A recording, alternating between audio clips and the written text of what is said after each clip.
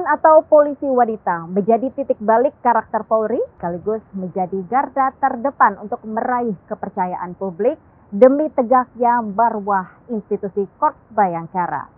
Terlebih di era revolusi industri dan milenial ini, peran Poluan menjadi sangat penting untuk upaya Polri lebih mengedepankan karakter humanis, melayani dan bersahabat lebih meyakinkan publik.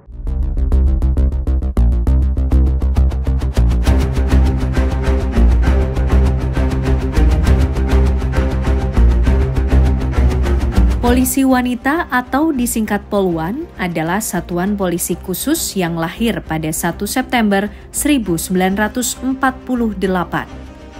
Pada HUT Poluan ke-75, Kapolri meminta kepada seluruh jajaran Poluan untuk meraih kembali kepercayaan publik terhadap institusi Polri lewat pendekatan yang humanis. Poluan diharapkan menjadi motor penggerak untuk mendorong kepercayaan masyarakat kepada Polri. Poluan saat ini juga memiliki tanggung jawab yang kompetitif sebagai agent of change dalam reformasi kultural di tubuh Polri. Poluan sebagai sosok wanita yang memiliki kemampuan tidak kalah dengan seorang pria, namun juga di saat yang bersamaan, sosok perempuan itu tetap memiliki sisi lemah lembut dan penuh kasih sayang.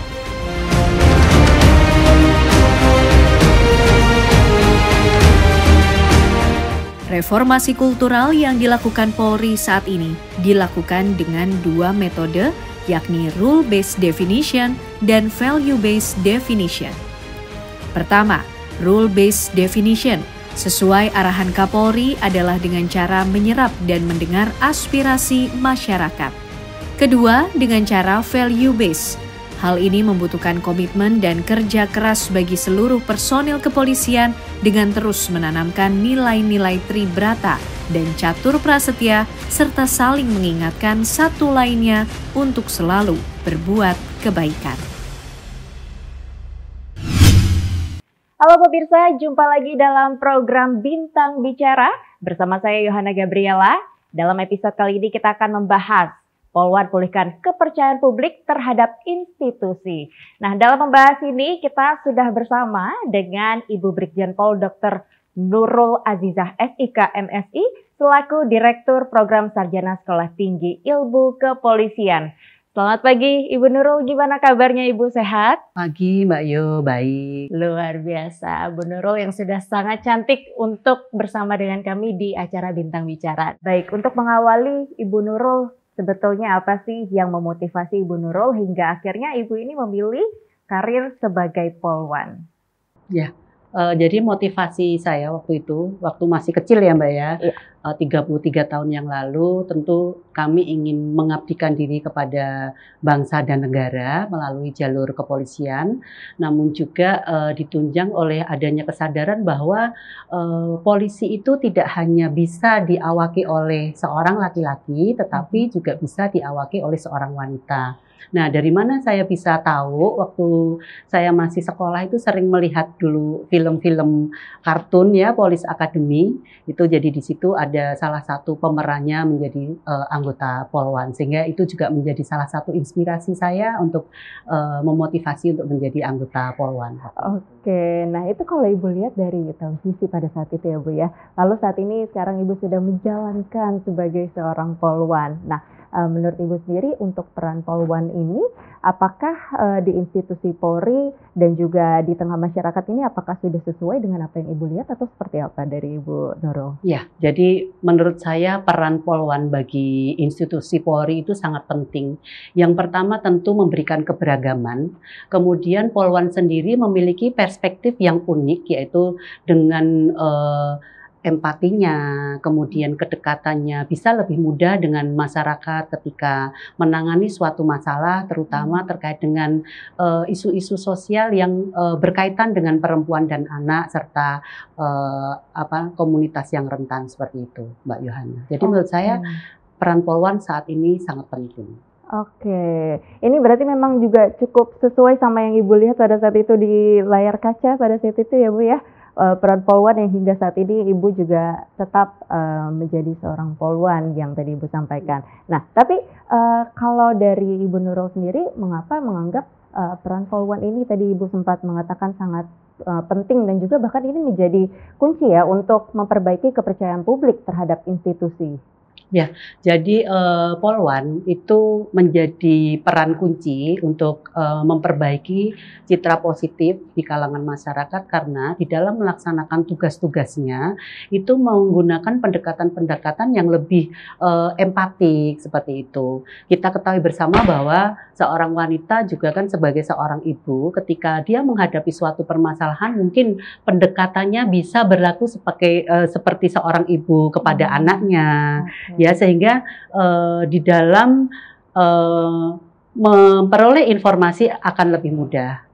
Oke, baik. Lalu apa sih Bu yang membedakan peran Polwan tersendiri khususnya dalam menjalankan tugas-tugas kepolisian dan juga bagaimana hal ini mempengaruhi persepsi di tengah masyarakat, Bu? Ya, jadi peran antara polisi laki-laki dan polisi wanita sebenarnya tidak ada perbedaan ya. Sama-sama sebagai penegak hukum, kemudian sebagai pelindung dan pengayom masyarakat serta memelihara Kamtibmas.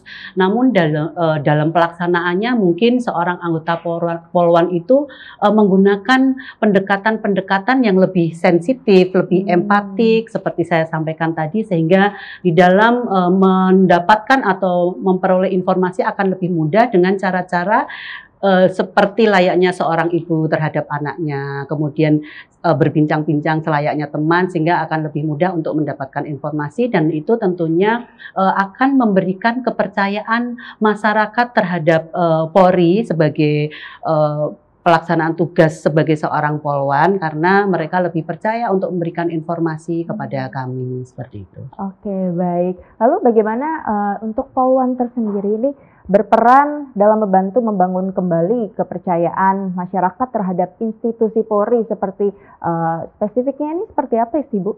Ya, kalau kita ketahui bahwa saat ini dalam penanganan kasus-kasus yang spesial ya, contohnya kasus perempuan dan anak, itu biasa mengedepankan anggota Polwan karena tadi dengan pendekatan yang humanis, pendekatan yang empati, kemudian lebih sensitif menangani kasus tersebut sehingga masyarakat yang sedang kita tangani masalahnya, dia akan merasa terlayani, terlindungi dan terjamin kenyamanannya seperti itu.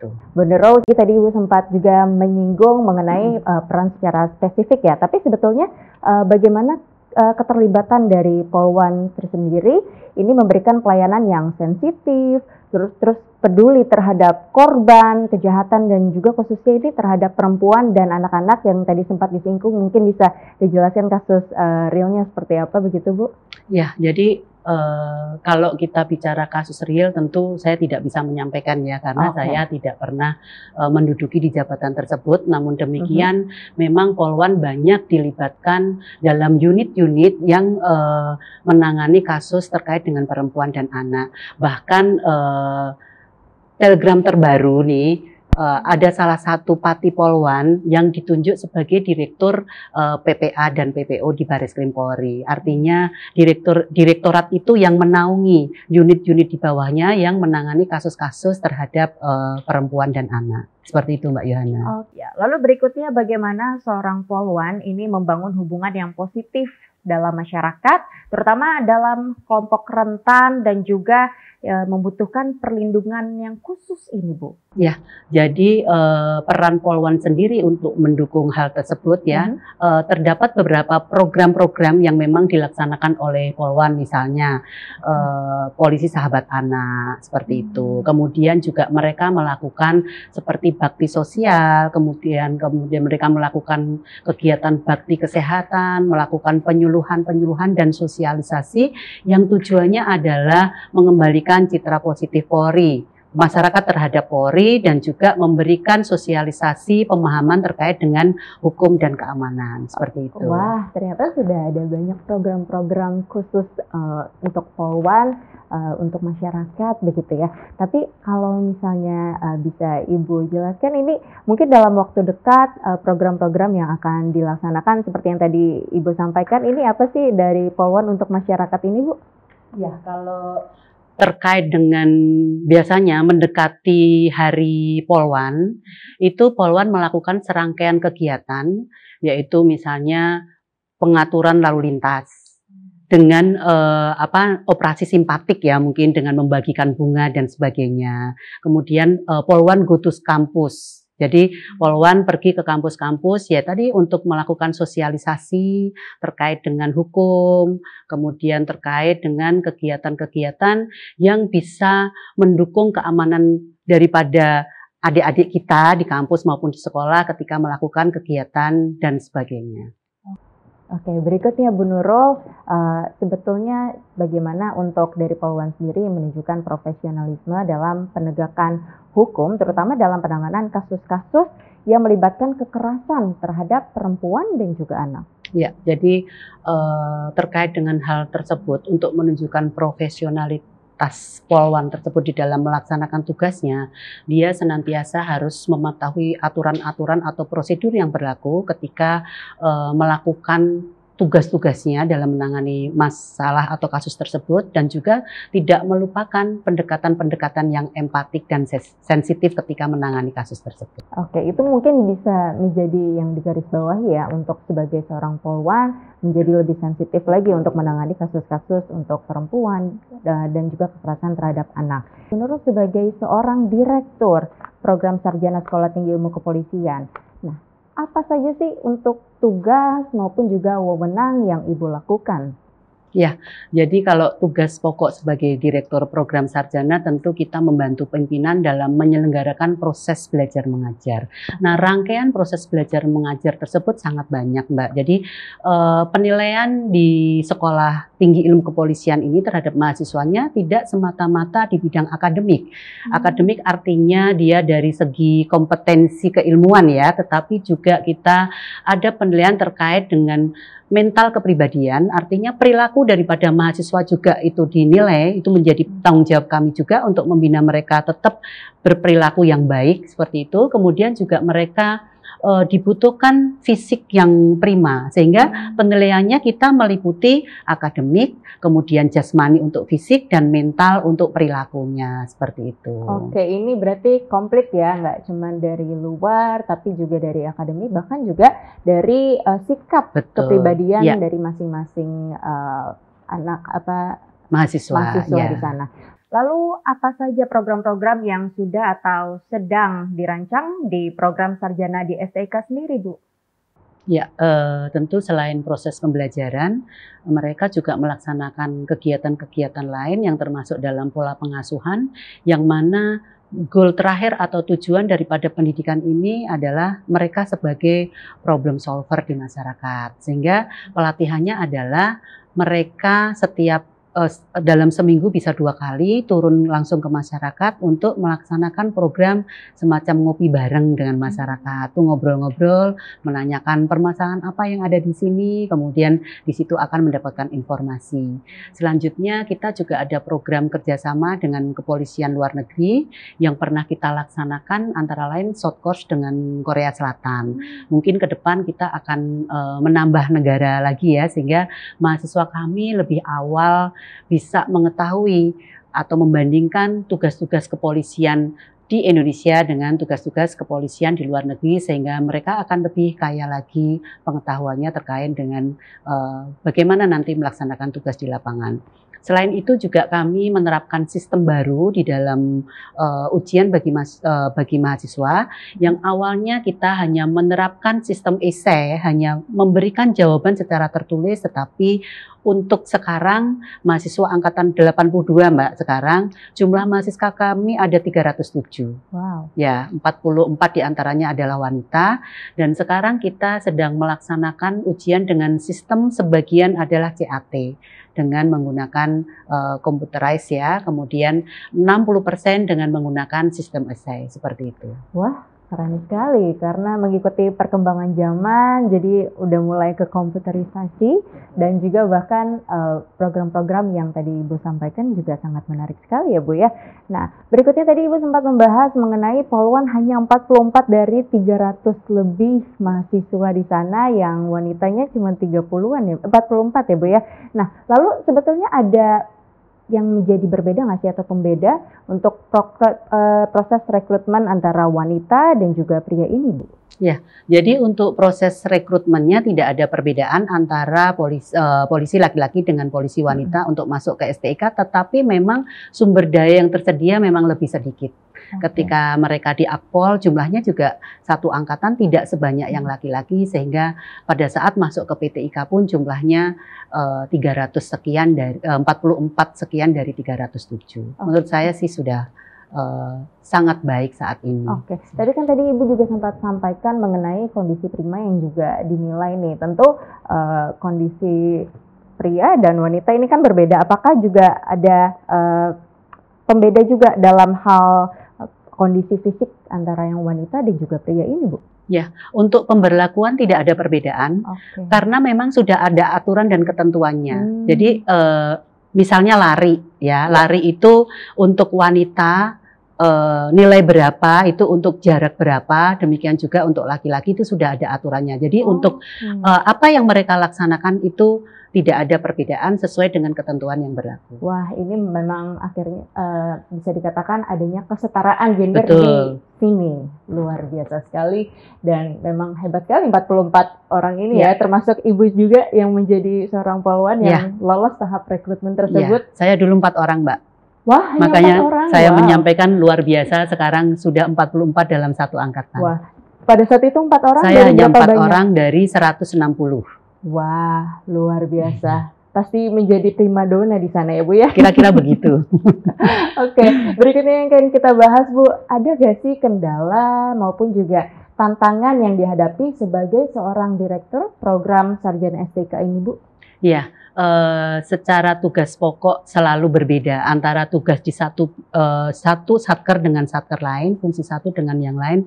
Tentu kita harus segera menyesuaikan. Kita bisa belajar dari teman-teman yang sudah menduduki posisi di Direktorat Program Sarjana, kemudian kita mendapatkan arahan-arahan juga dari pimpinan sehingga segera beradaptasi untuk melaksanakan tugas-tugas sebagai Direktur Program Sarjana. Dalam peran sebagai Polwan, bagaimana Kapolri memberikan kesempatan bagi Polwan bisa menempati posisi maupun jabatan penting yang tentunya untuk kemajuan institusi Polri dalam melaksanakan tugas di tengah masyarakat ini, Bu Nurul? Ya, tentunya saya mengucapkan, saya mewakili teman-teman kami, anggota Polwan seluruh Indonesia, mengucapkan terima kasih kepada Bapak Kapolri atau pimpinan Polri yang telah berkomitmen untuk memberikan kami kesempatan di dalam baik itu sekolah, kemudian menempati jabatan-jabatan tertentu, seperti halnya saat ini kita ada 5 orang pati Polwan aktif,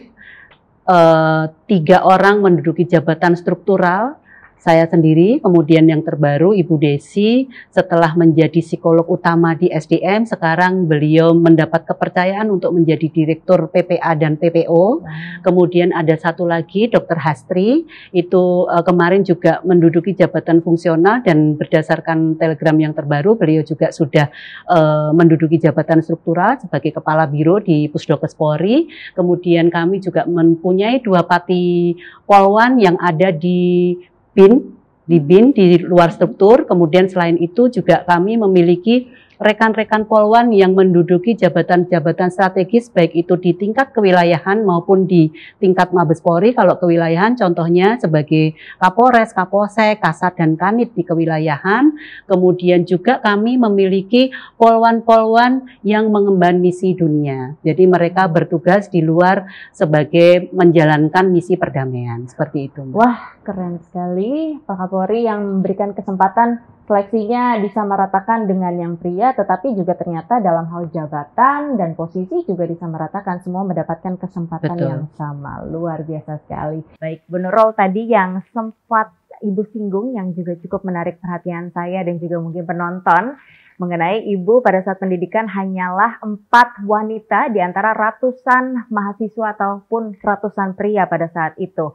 Nah, pada saat proses pendidikan itu, apakah Ibu Nurul sempat mengalami adanya perbedaan perlakuan ataupun juga mungkin diperlakukan bahkan sesama mahasiswa menjadi berbeda ini, Bu? Mungkin bisa dijelaskan, Ibu Nurul.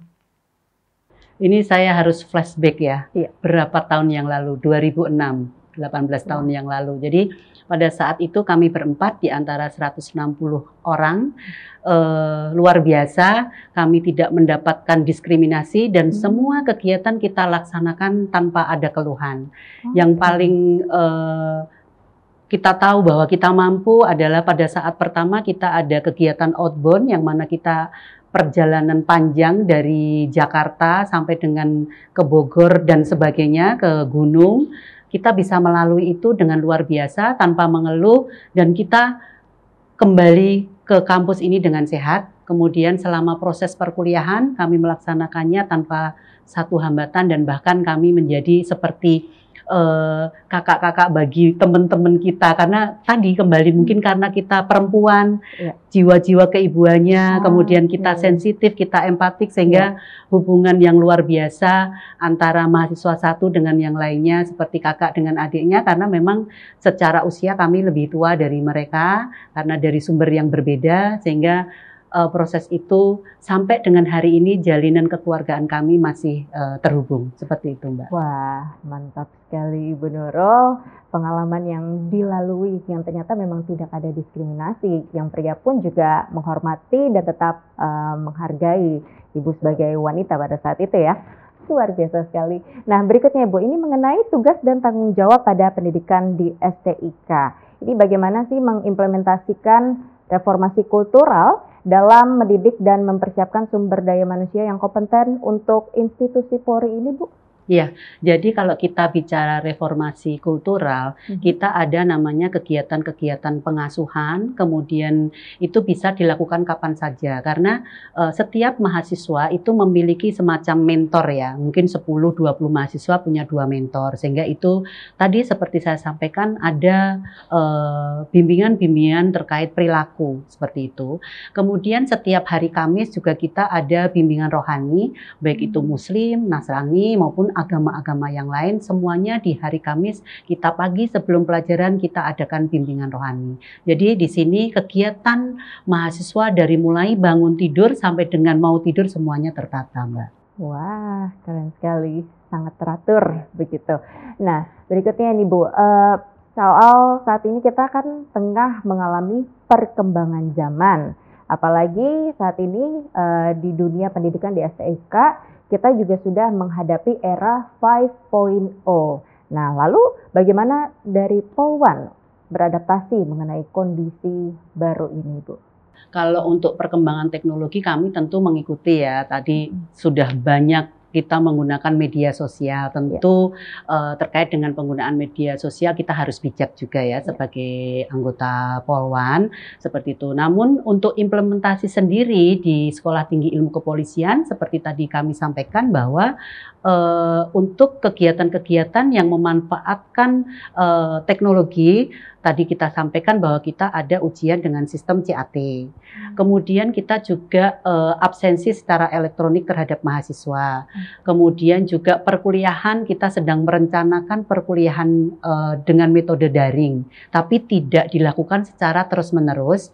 Kemudian juga kita memiliki smart class, yang mana smart class itu menghubungkan antara mahasiswa dengan dosen, kemudian mahasiswa dengan pengasuh, sehingga kegiatan-kegiatan yang dilakukan oleh mahasiswa di kelas itu pimpinan juga bisa mengetahui di dalam proses belajar mengajar. Seperti itu. Baik, luar biasa. Tetapi sebetulnya di era yang saat ini serba baru, ini menjadi kendala tersendiri atau sebetulnya ini menjadi opportunity untuk menjadi lebih baik lagi sih Bu ke depannya, kalau dari Ibu Nurul sendiri sebagai direktur ini di Sarjana STIK sendiri melihat ataupun menghadapi perkembangan zaman yang begitu luar biasa, apalagi saat ini kalau kita ketahui bersama, peran sosial media juga begitu besar di tengah masyarakat dan juga mungkin mempengaruhi juga untuk mahasiswa-mahasiswi di sini, Bu.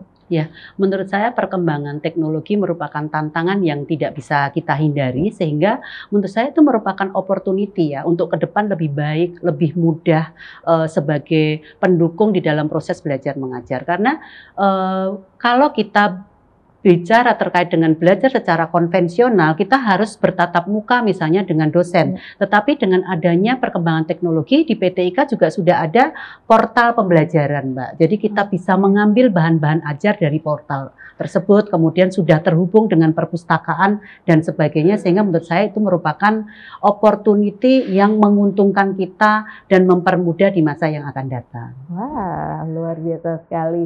Nah, Ibu, kita kembali untuk membahas mengenai peran Polwan ini dalam kepercayaan untuk meningkatkan kepercayaan publik kembali terhadap institusi Polri. Nah, ini harapan Ibu untuk kedepannya seperti apa sih? Ya, harapan kami terhadap teman-teman Polwan tentu terus tingkatkan profesionalisme di dalam berkinerja, tentu tidak meninggalkan integritas dan jangan pernah lelah untuk terus berinovasi, berkarya, tunjukkan bahwa kita mampu, bahwa kita tidak ingin mendapatkan perlakuan yang berbeda, namun kita tetap menunjukkan bahwa kita mampu untuk bertugas sebagai anggota Polri, sebagai penegak hukum, sebagai pelindung dan pengayom masyarakat, serta memelihara Kamtibmas. Oke, nah kalau gitu harapan untuk Polwan, Ibu, untuk kedepannya, karena kan kita masih dalam suasana hari ulang tahun Polwan yang ke-76 ya Bu ya, pada Sabtu September kemarin. Nah, kira-kira harapan yang ingin disampaikan mungkin juga kepada mahasiswa yang saat ini 44 dari 300-an lebih mahasiswa yang ada. Ibu pernah mengalami juga, kira-kira apa nih pesan yang bisa disampaikan? Ya, pesan saya untuk adik-adik saya yang sekarang sedang menjadi mahasiswa, tentu jangan pernah lelah belajar. Bahwa kita berada di antara laki-laki ya, sekian persen, tentu kita harus lebih giat lagi belajar, tunjukkan bahwa kita mampu. Selain secara akademik, perilaku kita juga harus baik, kemudian fisik kita juga harus prima. Kemudian untuk Polwan seluruh Indonesia, tentu kami menyampaikan teruslah memiliki motivasi untuk meningkatkan kemampuan dan profesionalisme, kemudian memiliki integritas dan jangan pernah lelah untuk berkarya.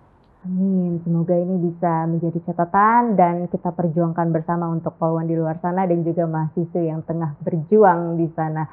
Baik, terakhir Bu Nurul, apakah ada pesan yang ingin disampaikan untuk generasi muda yang memiliki cita-cita sebagai Polwan atau polisi wanita? Silakan Ibu. Pesan kami terhadap adik-adik yang ingin menjadi anggota Polwan, profesi sebagai anggota Polwan merupakan profesi yang mulia, namun tentu tidak mudah untuk diraih. Tapi jangan pernah takut bermimpi, sehingga teruslah mengolah atau mengasah kemampuan secara intelektual, kemudian siapkan mentalnya, kemudian siapkan fisiknya sehingga memiliki fisik yang prima, karena untuk menjadi anggota Polri dalam hal ini Polwan memerlukan 3 faktor tersebut. Kecerdasan, mental yang baik, dan fisik yang kuat. Demikian Mbak Yohana. Luar biasa sekali. Itu yang menjadi catatan, kecerdasan, mental, dan juga fisik. Dicatat ya adik-adik, semoga bisa tercapai cita-citanya, bisa seperti Ibu Nurul, Polwan yang sangat menginspiratif. Untuk itu, terima kasih banyak Brigjen Pol Dr. Nurul Azizah SIK MSI selaku Direktur Program Sarjana Sekolah Tinggi Ilmu Kepolisian atas waktunya bersama kami di Bintang Bicara.